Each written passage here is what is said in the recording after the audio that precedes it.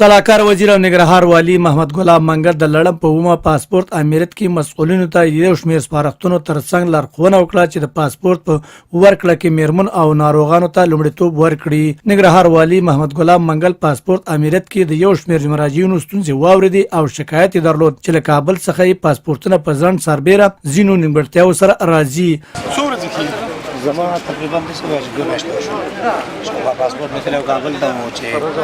کابل نه راتلو نو مسترد شوی و وی دا ریزه باندې کوم عکس لګېدلی هغه ټاپه شوی نه دی وایي عکس نه ټاپه شوی همدې خبره د زنانه پاسپورت مسترد شوی. په همدې حال کې ځینو پاسپورت اخیستونکو د یادو مسؤلینو څخه خوښي څرګنده کړه چې تر ناوخته پورې خلکو کارونه خلاصوي. کدل ته درنه پیسې څوک اخلي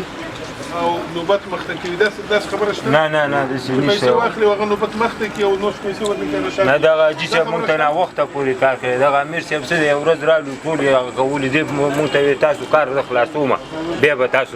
زما وظیفه هغه کوم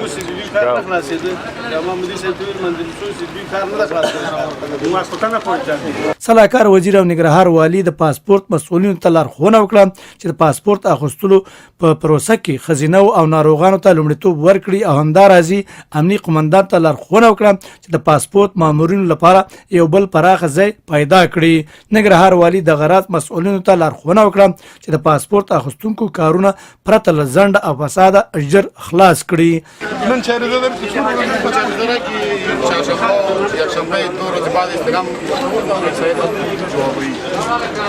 تذکره دغه تایید پر استلام ورکو هغه موږ تایید نو د پاسپورت څو ورځې کې ورکوي پاسپورت د مرکز کار دی والي صاحب نه نو بیا اساس خلاصوي مرکز د شلو ورځې واده 15 لک د ولې شلو ورځې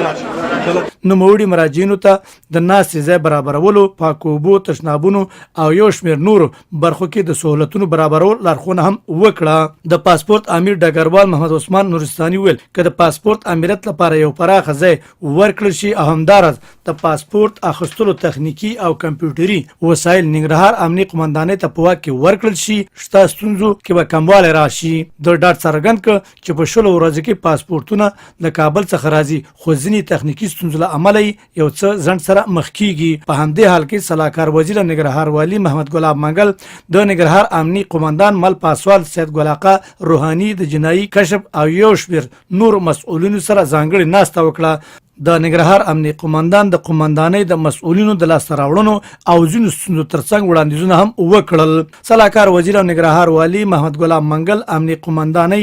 د کشف جنایي تروریزم مدیرانو ته سپارښتنه وکړه چې په دې ولایت کې د مجرمینو، قانون ماتونکو، اغتابچیانو، نشه یي توکو کاروباریانو د امنیتي ننګونو په وړاندې جدي اقدامات ترسره کړي. دغه راز لارښوونه وکړه چې هر هغه څوک چې د رکشاو د جوړولو جواز نه لري شرکتونه دي وتړي او همدارنګه د ډاډمن امنیت په موخه دي چک پوینټونه او سیارې ګزمې لا زیات شي.